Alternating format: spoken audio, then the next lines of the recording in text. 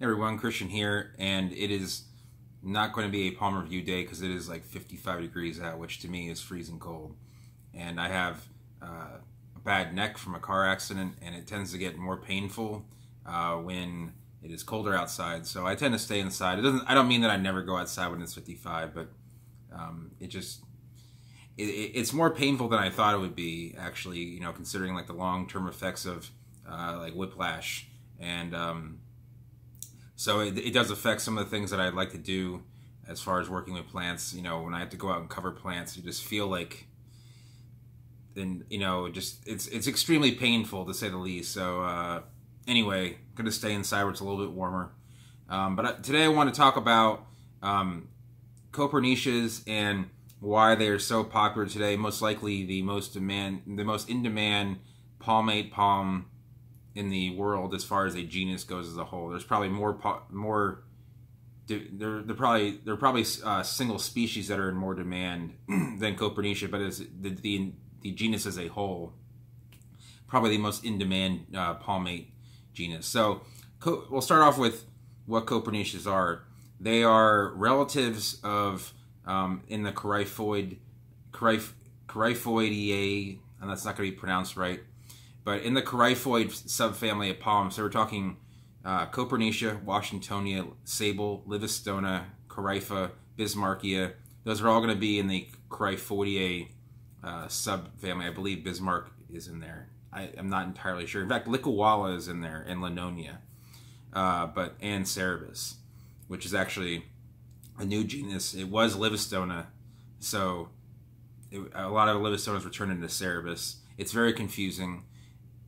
The best thing to do is get a book, a new updated book, and check, you know, your genera when in doubt.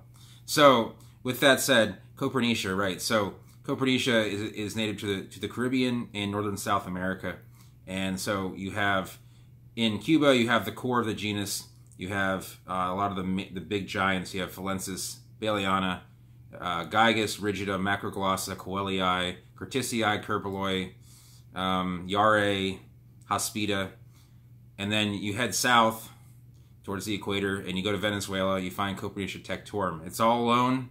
I don't know what it does there by itself. I don't know how cold hardy it is. Only a few people will actually grow it. It's not the prettiest palm. It looks like a very green, looks like a kind of a sickly palmetto. But it's, you know, it's different. I like different.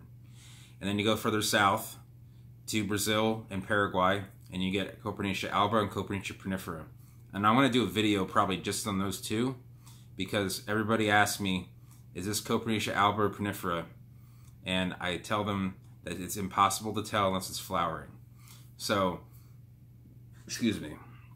So the core of the genus is in Cuba. You have some of the coolest palmate palms. We're talking massive trunks, big fat petiole bases with thorns. Does that look okay? Yeah, that's all right. All right, I just want to make sure that didn't look like something it shouldn't. And you got these big waxy leaves that have no curve in them, so they're completely palmate, and almost none of them are actually costa palmate. And they are just, when they are mature, these massive statuesque beauties, and as a result, their demand is very great. But the demand didn't come around until the palm was really discovered by the more general public. So I want to go on a little timeline of Cuba and Copernicia. So just give me a second. No sponsoring from Diet Coke. That's not sponsored by them. So back before the days of Fidel Castro, you had kind of rogue collectors, people who wanted to collect plants, but you couldn't call someone up and say, hey, pick me up these seeds, you know, this is where they are, this is their GPS location. That didn't exist, obviously. You know, in the 50s, you know, we obviously had a good economy. People were picking up plants, they were donating plants, they were doing a lot of traveling. Airplanes, you know, were doing their thing, going over oceans, overseas to Cuba, even though you get there by boat in just, you know, 6 hours from Miami, give or take. And people were collecting plants. Then Fidel Castro came around, he really messed things up, made it hard for Americans to get into Cuba and do their thing with plants. So for many decades, you just couldn't get the Copernicias that you wanted. If you wanted it, I mean, there were not many people that were looking for this plant, but if you wanted it, you had to go rogue. And I imagine not many people did that, especially in the 60s and the 70s and 80s. Then in the 90s, early 2000s, things opened up. A couple of my friends that I know from the plant world went there on a trip. They flew from Florida to Jamaica and then to Cuba. So you couldn't go there. There were no direct flights, but you go there indirectly. When Americans would go into Cuba without the American knowledge, the Cubans knew this, and so when you had your passport, you get a stamp. Instead of a stamp, they give you a piece of paper. You keep it in your passport, so that way you could throw it away when you left. So when you flew back to Jamaica, they would, and then back to the U.S., they would never know that you were in Cuba. So they collected seed, and they started growing plants, and people were saying, hey, these are cool plants, and among the collector world, they were kind of known, but it wasn't known really a whole lot about their cold hardiness, outside of the fact that there was some growing in Fairchild in Miami, and people knew that they could take some cold, but I don't know how much, and we didn't want to test it because if they die, then we don't have any others. So, excuse me. Then after the 2000s came, during the end of that, about 10 years ago, there were seeds that started to become available through a third party, and by that I mean someone who would buy from someone who would, the non-American would go either into Cuba themselves or get a broker to go get the seed, bring it to their home country, resell it to other countries, and certify it, because obviously in Cuba, if you wanted to send things out, the cost of postage is so extreme that it would never be to a Cuban, that they couldn't send things out on their own dime. So they had to have other people basically go and do this, to the best of my knowledge. So that happened. Seed was somewhat available. There wasn't a lot of it around, but it was there if you wanted it. You couldn't buy like thousands of it. And then a couple other things happened, especially for the International Palm Society went to Cuba in 2014 or 16. I can't remember. I didn't go because it's like $30,000 a person, and I just don't have that kind of money right now. It wasn't 30 grand a person, but it was more money than I usually spend on a vacation. So they went in the habitat. A lot of these Palm Society members saw the plants, they wanted it. Demand kind of started up. And then people started getting plants, and they were being planted around. People were seeing them, and they were like, wow, what are these monstrous beauties? And people would, through word of mouth, it kind of spread. And then suddenly I was having people ask me, where can I get Copernicias baileyana? Where can I get Copernicias falensis? Where can I get, this Cuban palm or that Cuban palm? And about a year ago, a guy named Paul Kraft, a great guy, very good writer, not a man of many words, but a man of many thoughts. And like I said, great writer. He speaks well. He just doesn't speak like I do. I speak quite a bit. I've always been told I had the gift of the gab, and I'll take that as a compliment. So Paul published a few books, one of which is The Palms of Cuba, which came out about a year ago. And when that book came out, suddenly there was just this rising demand for things from Cuba, of everything from Cuba. I mean, if people would just ask, I just want some palms from Cuba, they wouldn't even ask for species. And so I was trying to find plants for people that were, wanting them from Cuba. It was just, did they want some hybrids? Did they want, I mean, they didn't want hybrids, but would they want a hybrid if, the other plants weren't available? All of a sudden, all of the palms that were available at the time were sold out. You really couldn't get, I mean, there are some species that are available, but the desirable ones were pretty much sold out. Copernicias falensis, if you buy it right now as a specimen, so like just buying it like dug, like with a big root ball, at most places is around $1,000 per foot overall. So if you're buying a 10-foot plant, you're paying $10,000.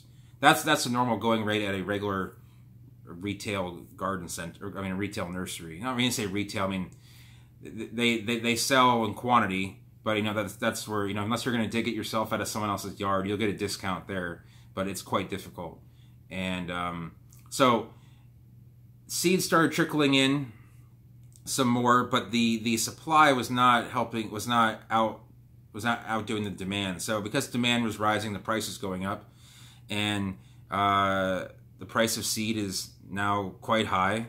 But I actually want to mention that I did get some seed from a Cuban source.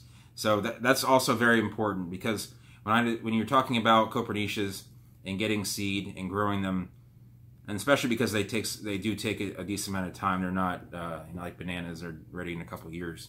You want to get them from Cuba because of the chance of hybridization in Florida or Southeast Asia, like Thailand, or Thailand's the only. There's a very nice garden in Thailand that has a lot of Copernicias. Unfortunately, they're all planted together, so when one of them seeds, it's probably going to be a hybrid. So so basically, getting this unhybridized seed is key to getting a pure plant, because I've seen people pick seed off of every single species of Copernicia except for Philens, which I haven't seen seed in person, and they just get this. I'll get one of the biggest picture emails I'll get is, "What kind of Copernicia is this?" And it kind of looks like a Bailey, but it's a little bit too silvery, and the petioles aren't wide enough, so it's definitely hybridized with Hospida, and they're a little bit too upright, meaning like sitting up, and they're too silver. Bailey is a blue-silver plant, but it's not a silver plant. Silver palm, the leaves are not like Bismarck's. And so they become hybrids. The trunks, they grow fast, but they're not that desirable because they don't have that statuesque, fat trunk, really wide leaflets and segments, and they're just not what people are looking for. So if you want some unhybridized Copernicia seed, should have some in a few days. I should have a bunch of species, depending on if I spoke Spanish well enough to the person I got them from, got the right species. So anyway, I figured I'd throw that in there because I want to tell you guys about these plants and how I've seen this kind of craze come about in the past 6 to 9 months. And it is one of these plants are probably the most, I get the most questions about this genus. So I wanted to talk about it and its rise to greatness. I mean, I've been getting Copernicia seed for 12 years or so. It is just, I haven't really bought a ton of Philens, but because of I'm glad that it's finally getting recognized as a beautiful palm, because, I saw people who just couldn't even sell them 10 years ago because no one knew. The problem is a lot of these palms no one knows about. Because like a lot of times Home Depot or Lowe's or a couple other places won't sell them. They just don't come out in the cultivation, and they sometimes grow better here than they do in their native habitat. So they make great. They're great centerpieces. They are, they're very hardy to the sun even at a young age. They take a decent amount of cold, and they are.